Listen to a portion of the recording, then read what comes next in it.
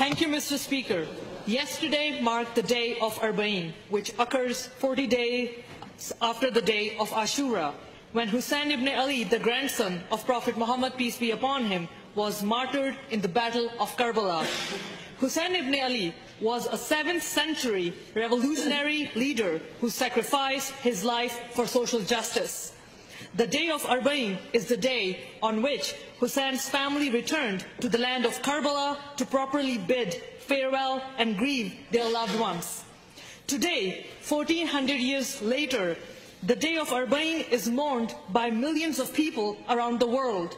It is a day to pay tribute to the sacrifice of Hussein for social justice.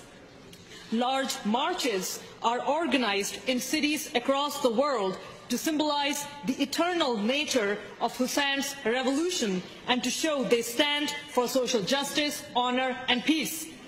Yesterday, the March of Arbaeen was also hosted in Calgary by the Husseini Association of Calgary.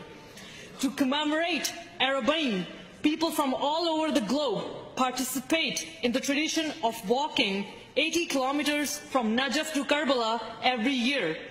Volunteers distribute free food and drinks to those undertaking the pilgrimage and offer places to relax, wash, and sleep. Arbaeen is the largest peaceful gathering in the world.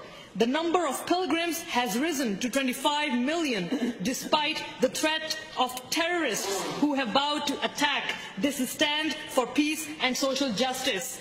As the Minister for Culture and Tourism said yesterday, no one should have to worry about their safety when they worship. I'm proud to be part of a government that is committed to standing up against intolerance and ensuring that Alberta is a place for all people of all faiths. Thank you.